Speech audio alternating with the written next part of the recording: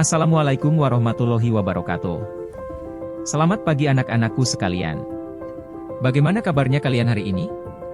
Semoga semuanya dalam keadaan sehat dan siap belajar hal baru. Hari ini kita akan mempelajari topik yang sangat menarik dalam biologi, yaitu reproduksi pada bakteri. Meskipun kecil dan sederhana, bakteri memiliki cara reproduksi yang sangat unik yang memungkinkan mereka berkembang biak dan beradaptasi dengan cepat. Semoga kalian siap untuk mengeksplorasi lebih jauh bagaimana kehidupan mikroorganisme ini berjalan. Siapkan diri, dan mari kita mulai belajar dengan semangat. Yuk kita mulai. Pertama, definisi reproduksi pada bakteri. Definisi reproduksi adalah proses menghasilkan keturunan. Pada bakteri, proses ini biasanya terjadi melalui metode aseksual dan seksual. Ada dua jenis utama reproduksi pada bakteri. 1. Reproduksi aseksual. Reproduksi aseksual yaitu proses pembelahan biner yang cepat dan efisien, menghasilkan dua sel bakteri identik. Sangat penting bagi bakteri untuk memperbanyak populasi dengan cepat. 2. Reproduksi seksual atau transfer gen horizontal.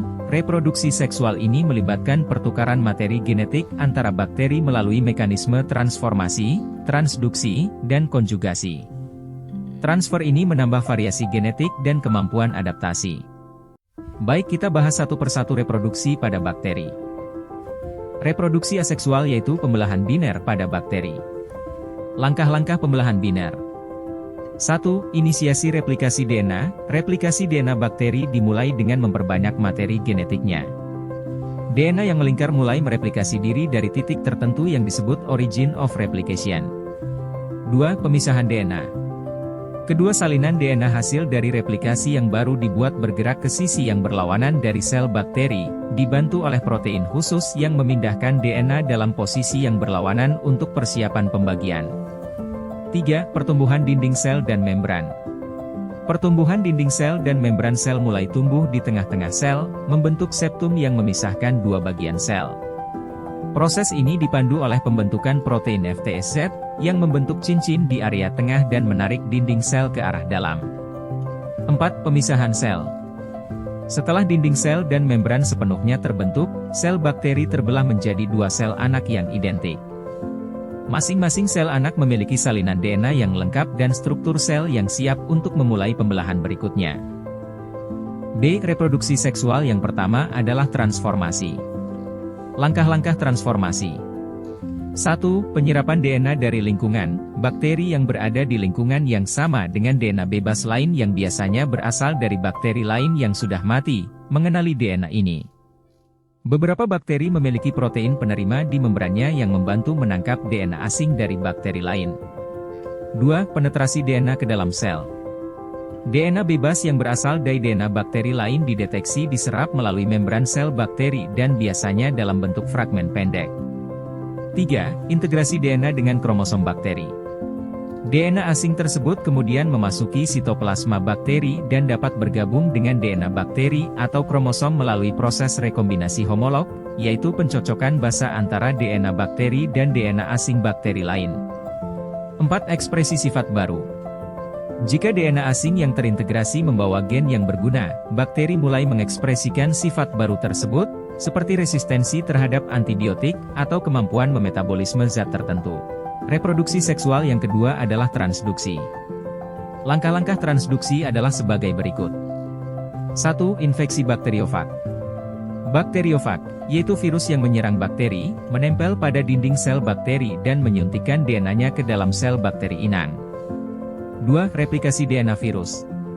Setelah memasukkan DNA virus, DNA bakteriofag atau virus mulai mengambil alih mesin sel bakteri, mengarahkan bakteri untuk membuat salinan DNA virus dan protein baru untuk membentuk partikel virus baru. 3. Pengambilan DNA bakteri secara tidak sengaja. Saat virus baru terbentuk, beberapa virus baru bisa secara tidak sengaja membawa potongan DNA bakteri yang terintegrasi dengan DNA virus. 4. Infeksi bakteri lain dan transfer DNA. DNA virus yang mengandung DNA bakteri ini kemudian menginfeksi bakteri lain, dan mentransfer DNA bakteri asli ke bakteri penerima baru. 5. Integrasi DNA dalam bakteri baru. DNA yang dipindahkan bisa bergabung dengan kromosom bakteri baru, menambahkan gen yang membawa sifat baru ke bakteri penerima. Reproduksi seksual yang ketiga adalah konjugasi. Langkah-langkah konjugasi. 1. Pembentukan pilus konjugasi. Bakteri pengirim membentuk struktur seperti tabung kecil yang disebut pilus konjugasi, yang berfungsi untuk menghubungkan bakteri pengirim dan bakteri penerima. 2. Penghubungan sel bakteri. Pilus menarik kedua bakteri hingga saling menempel, menciptakan saluran untuk transfer DNA. 3. Transfer plasmid DNA. Plasmid, yaitu potongan DNA kecil yang dapat bereplikasi sendiri, berpindah melalui pilus dari bakteri pengirim ke bakteri penerima. Plasmid ini biasanya membawa gen tambahan, seperti gen resistensi antibiotik atau sifat lain yang adaptif. 4. Replikasi plasmid di bakteri penerima. Plasmid yang baru diterima bereplikasi dalam bakteri penerima, memastikan bahwa sel penerima mendapatkan salinan DNA ini. 5. Ekspresi gen baru. Bakteri penerima mulai menggunakan gen pada plasmid baru untuk mengekspresikan sifat baru, seperti resistensi antibiotik atau kemampuan metabolisme tertentu. Kesimpulan. Reproduksi pada bakteri memungkinkan mereka berkembang biak dan beradaptasi dengan cepat. Bakteri bereproduksi melalui dua cara utama yaitu 1. Pembelahan biner atau aseksual, di mana satu bakteri membelah menjadi dua, memperbanyak populasi secara cepat. 2. Transfer gen horizontal atau seksual yaitu melalui transformasi, transduksi, dan konjugasi, yang memungkinkan bakteri bertukar gen untuk memperoleh sifat baru, seperti resistensi antibiotik. Transfer gen horizontal memperkaya variasi genetik bakteri, memungkinkan mereka memperoleh sifat-sifat baru seperti resistensi antibiotik, sehingga meningkatkan kemampuan adaptasi bakteri dalam menghadapi perubahan lingkungan atau ancaman. Dengan kemampuan reproduksi ini, bakteri tidak hanya memperkuat populasi tetapi juga berkontribusi pada keanekaragaman genetik mikroorganisme di bumi. Demikian pembelajaran kita hari ini tentang reproduksi pada bakteri. Semoga kalian dapat memahami bagaimana proses reproduksi ini membuat bakteri bisa berkembang biak, bertahan, dan beradaptasi di berbagai kondisi lingkungan. Pemahaman ini juga penting bagi kita untuk melihat peran bakteri dalam ekosistem dan bahkan dalam kesehatan.